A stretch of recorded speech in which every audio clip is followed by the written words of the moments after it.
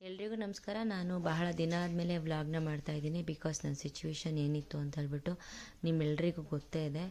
So ಅದಕ್ಕೆ ಇಷ್ಟು ದಿನ ನಾನು ವ್ಲಾಗ್ನ ಮಾಡೋಕ್ಕಾಗಿರಲಿಲ್ಲ, ಸಾರಿ. ಬಟ್ ಕೆಲಸನ ನಾವು ಶುರು ಮಾಡಲೇಬೇಕಲ್ಲ, ಹಾಗಾಗಿ ಮತ್ತೆ ಕೆಲಸ ಶುರು ಮಾಡೋಣ ಅಂತ ಹೇಳಿ ವ್ಲಾಗ್ನ ಮಾಡ್ತಾಯಿದ್ದೀನಿ.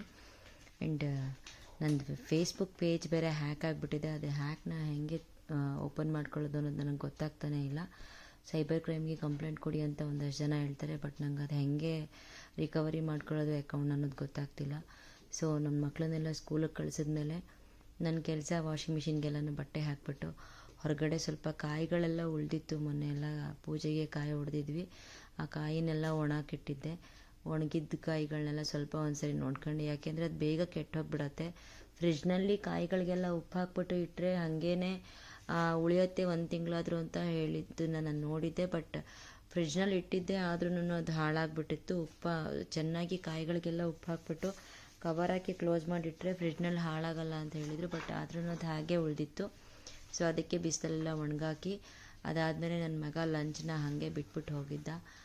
ಸರಿ ಅಂತ ಹೇಳಿ ಅವ್ನು ಬಿಟ್ಟು ಹೋಗಿದ್ದು ಲಂಚ್ನ ತೆಗೆದು ಒಳಗಡೆ ಇಟ್ಟು, ಹಾಗೆ ನನ್ನ ತಮ್ಮನ ಇನ್ನೊಂದು ಸರಿ ನೆನಪಿಸ್ಕೊಳ್ತಾ ಅವ್ನ ಫೋಟೋನ ಕ್ಲೀನ್ ಮಾಡ್ಕೊಂಡೆ. ಬಿಕಾಸ್ ನನ್ನ ಹತ್ರ ಇವಾಗ ಮನೆಗೆ ಅಂತ ಉಳಿದಿರೋದು ಒಂದೇ ಫೋಟೋ.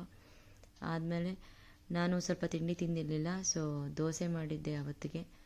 ನಾನು ದೋಸೆನ ಒಂದು 2 ದೋಸೆ ಹಾಕ್ಕೊಂಡೆ. ಯಾಕೆಂದರೆ ಯಾಕೋ ಇತ್ತೀಚೆಗೆ ಜಾಸ್ತಿ ಹೊಟ್ಟೆ ಹಸಿಯೋದೇ ಇಲ್ಲ.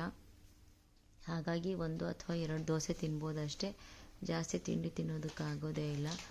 ಅದಕ್ಕೆ 1-2 ದೋಸೆ ಹಾಕ್ಕೊಂಡೆ. ತುಂಬ ಲೇಟಾಗಿ ತಿಂಡಿ ತಿಂತಾಯಿದ್ದೀನಿ. ಮೊದಲೆಲ್ಲ 7:30ಗೆ ಮಕ್ಕಳು ಸ್ಕೂಲ್ಗೆ ಹೋಗೋ ಟೈಮ್ಗಾಗಲೇ ನಾನು ತಿಂಡಿನೂ ಫಿನಿಷ್ ಮಾಡ್ಕೊಳ್ತಾ ಇದ್ದೆ.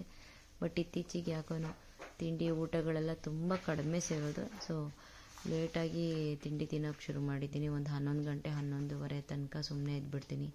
ಕಡಿಮೆ ಅಂದರೂ 10 ಗಂಟೆ ಆದಮೇಲೆ ತಿಂಡಿ ತಿಂತೀನಿ. ಸೊ ತಿಂಡಿ ಎಲ್ಲ ಮುಗಿಸ್ಕೊಂಡು ನಾನು ದೇವ್ರಿಗೆ ದೀಪ ಎಲ್ಲ ಹಚ್ಚಿ ಸ್ನಾನ ಗಿನ ಎಲ್ಲ ಮುಗಿಸ್ಕೊಂಡು ದೇವ್ರ ಪೂಜೆ ಮುಗಿಸ್ಬಿಡ್ತೀನಿ. ಡೈಲಿ ನಂದು ಇದೊಂದು ರೂಟೀನ್ ಇರುತ್ತೆ. ಸೊ ಅದು ಮುಗಿಸಿ ಸ್ವಲ್ಪ ಕೆಲಸ ಇತ್ತು ನಮ್ಮ ಸೈಟ್ ಹತ್ರ, ಹಾಗಾಗಿ ಸೈಟ್ ಕಡೆ ಹೊರಟೆ. ಕಾರ್ ತಗೊಂಡು ಹೋಗೋಣ ಅಂತಲೇ ಹೋದೆ. ಯಾಕೆಂದರೆ ಮಳೆ ಬರ್ತಾ ಇರುತ್ತೆ, ಒಂದೊಂದು ಸರಿ ನೆನ್ಕೊಂಡು ಬಂದುಬಿಡ್ತೀನಿ. ಅದಕ್ಕೇನೆ ಕಾರ್ ತಗೊಂಡೆ. ಏರ್ ಕಡಿಮೆ ಆಗಿತ್ತು. ಸೊ ಏರ್ ಹಾಕಿಸ್ಕೊಂಡು ನಮ್ಮ ಸೈಟ್ ಹತ್ರ ಬಂದು ಅಲ್ಲಿ ಕಲ್ಲು ಹಾಕಿದ್ವಿ. ಆ ಕಲ್ಲುಗಳನ್ನೆಲ್ಲ ಸರಿ ಮಾಡಿ, 1-2 ಕಲ್ಲನ್ನ ಯಾರೋ ಅಕ್ಕಪಕ್ಕದವ್ರು ಕಿತ್ತು ಬೇರೆ ಹಾಕ್ಬಿಟ್ಟಿದ್ರು. ಅದನ್ನು ಸರಿ ಮಾಡಿಕೊಂಡು, ನನ್ನ ಮಗಂದು ಅವತ್ತೇ ಬರ್ತಡೇ ಇತ್ತು.